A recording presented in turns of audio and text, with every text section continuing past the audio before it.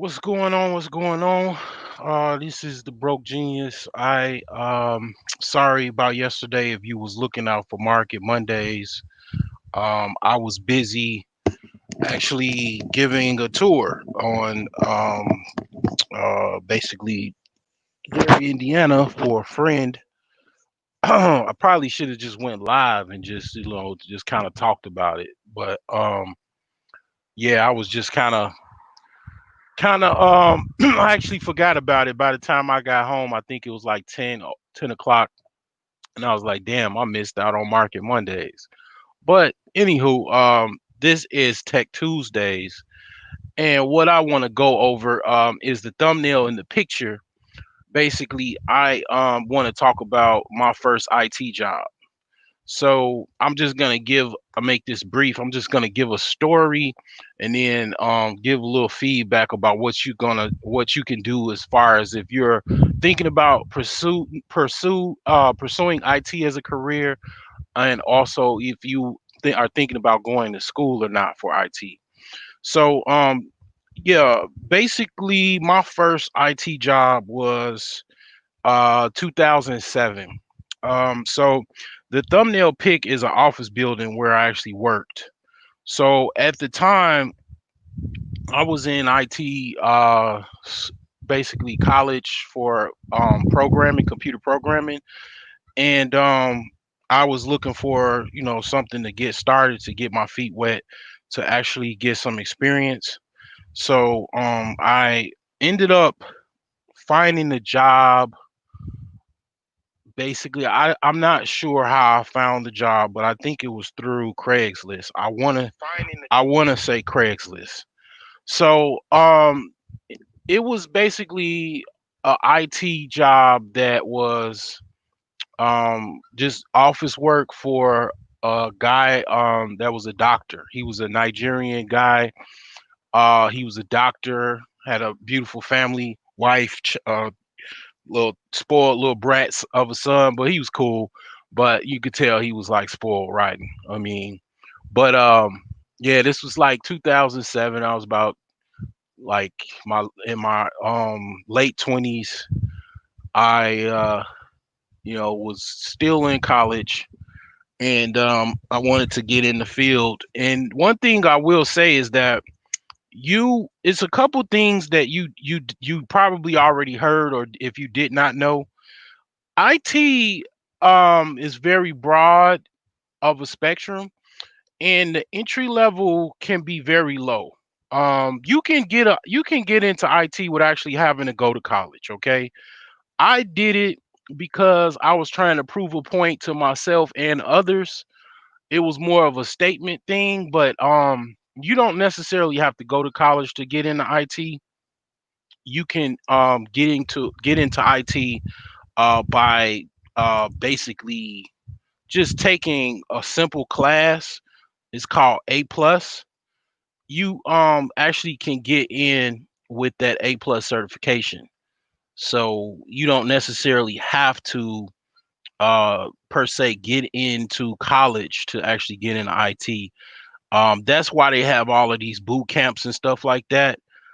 Because basically you can't actually get into IT various different ways. You don't even necessarily even have to go to a boot camp to actually get into IT. So, with that being said, that was basically something I did. Was I basically got into IT by um, going to college, and also what sparked me to change my career from going to be a social worker, taking sociology classes, was basically I was like, you know what, I'm not really gonna be passionate. I'm not gonna be. I mean, it my social work, collegiate education does help me in life. Don't get me wrong, but that was not something that I necessarily wanted to do for a living. So I didn't really have that much passion with it.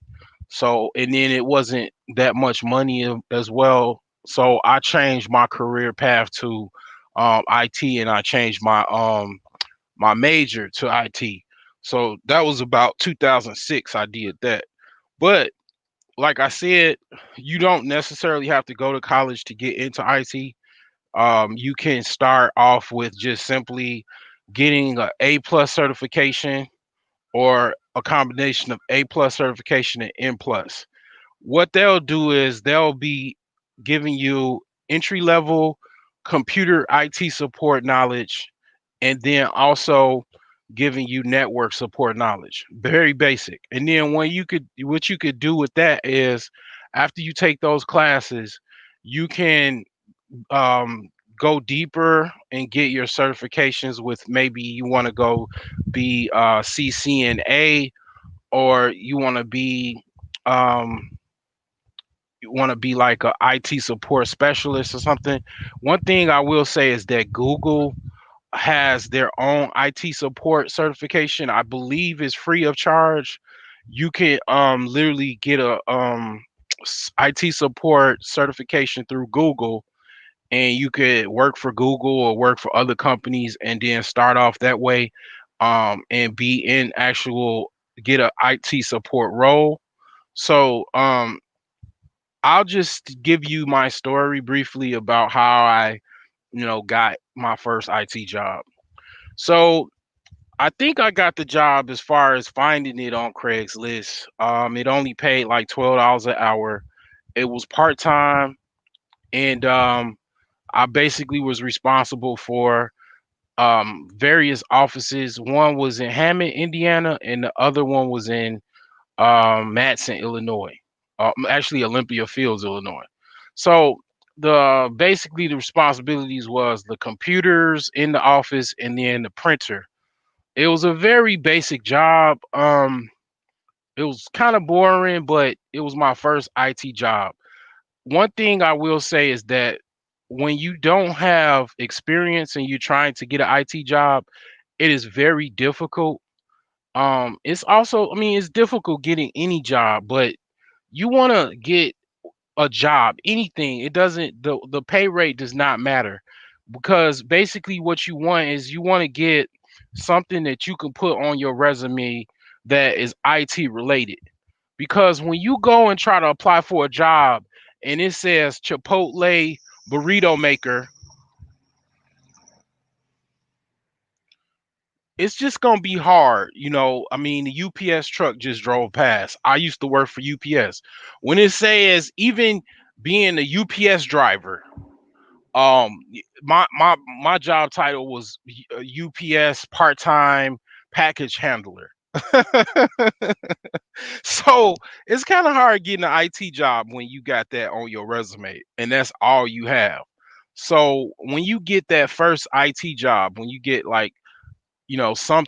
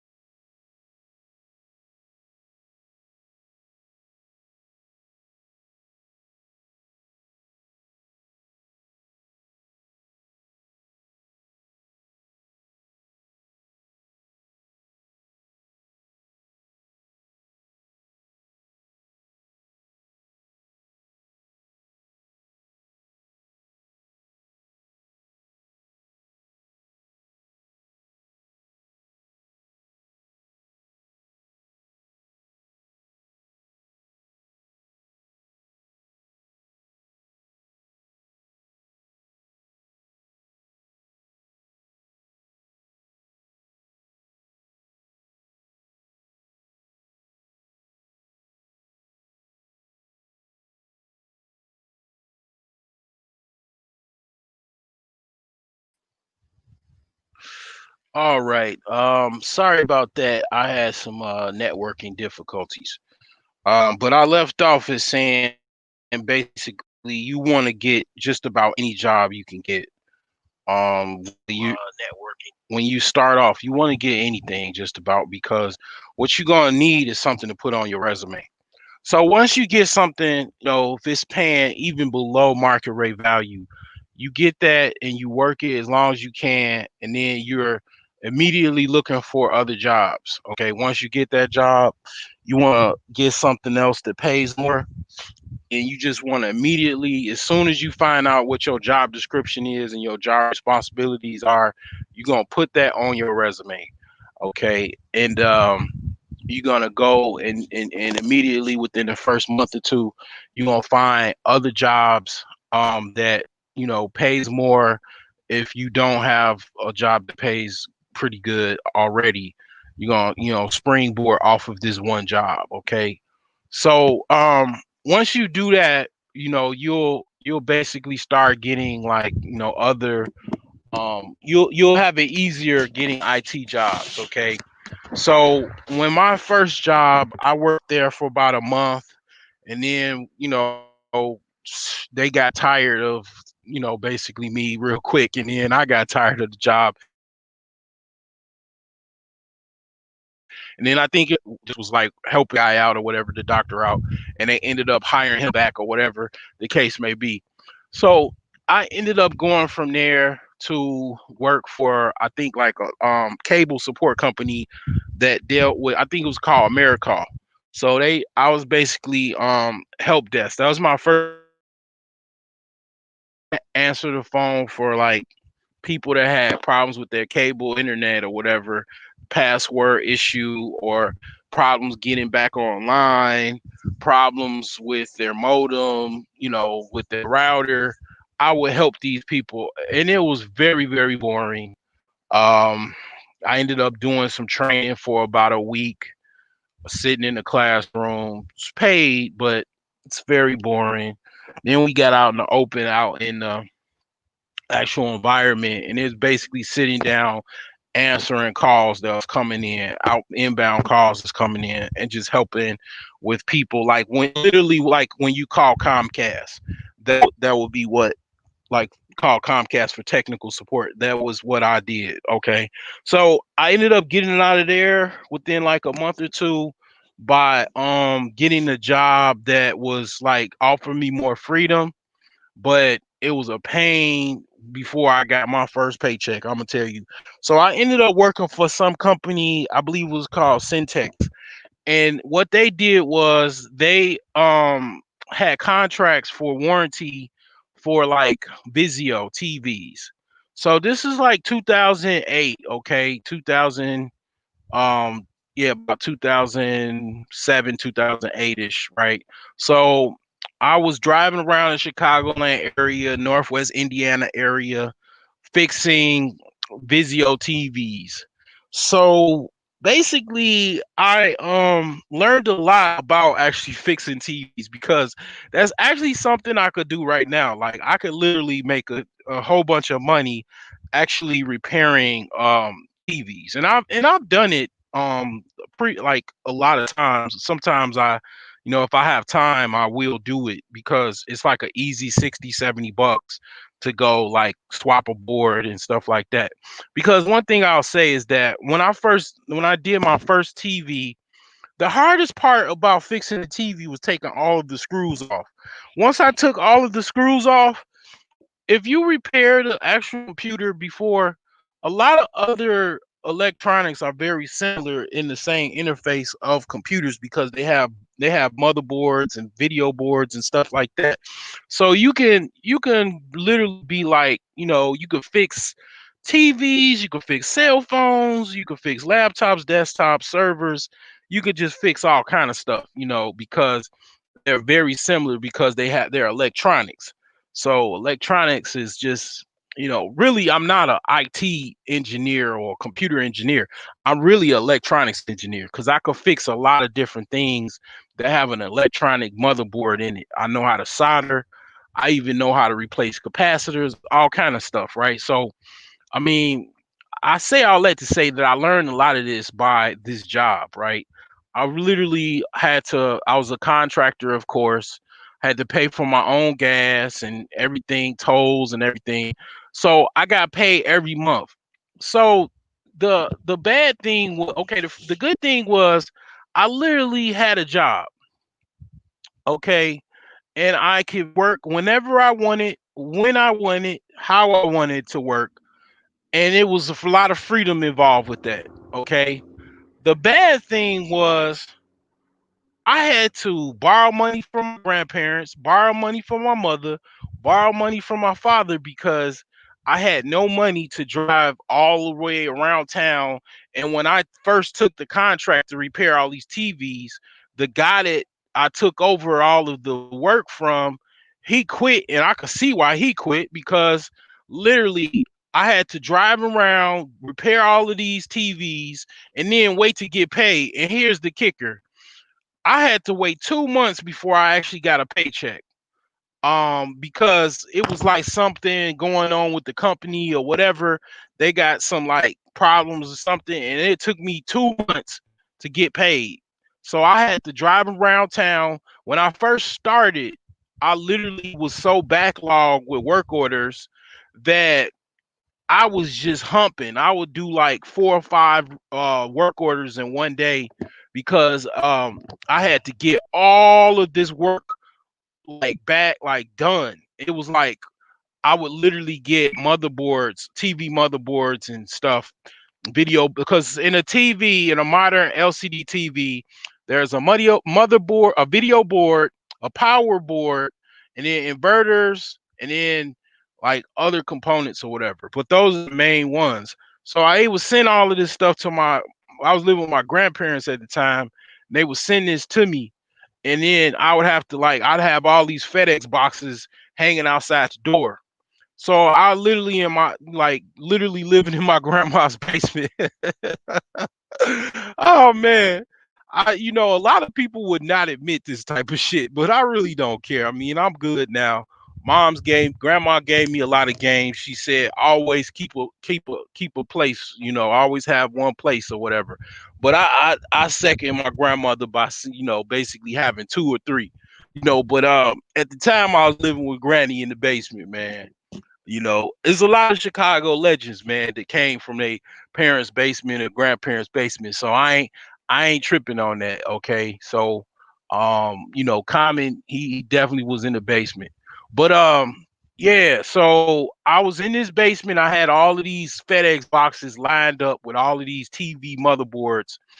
And I say all that to say I literally had to drive all over Chicago, north side, west side, south side, suburbs, northwest Indiana and stuff like that to fix all of these TVs. It was literally through borrowed money. I had no credit cards and nothing like that. So no money of my own really. So after the like third month, I ended up getting paid and everything. And then I ended up doing other stuff like setting up video AV systems for like warranty, like if a person bought a setup for a home theater system from Best Buy, I'll be the one that subcontract out to do that, right? So I did all of this work, and eventually I found another job. Okay, I ended up finding a job to work at a railroad yard. Like they went from just manual gate systems to automatic gate systems, and I ended up getting in there. And basically, man, I just say all that to say one thing that I do regret about the like job doing TV repair for Vizio, I should have bought TVs of my own and actually use the same parts to fix those and make a whole bunch of money, because I literally had some of these boards and I had to return them, and the boards a lot of time were still good. So I could have made a whole bunch of bank off of that, but I didn't finesse it properly. But anyway, man, I ended up getting another job at the railroad yard. Ended up making a little bit of money. So then I got out of Gramps' basement, and only actually to return about a year and a half later. But basically, I got a apartment, and was making a little money, and then I ended up quitting the job after about like 5 months because it was like working. I was working from like 5 to 5 p. It was 12-hour shifts, so it was like 5 p.m. to 5 a.m. And it was like I was having problems sleeping, and I could literally feel myself like dying. Like I was just freaking getting stressed out, old, and everything.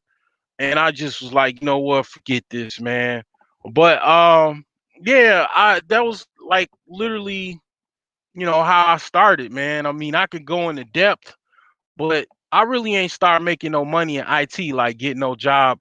Like forget $100,000 job. Talk about just 50K. It took me about 2 years to get a job to just make $50,000. Okay, and I'm in the Chicagoland area, so I mean, that was my story.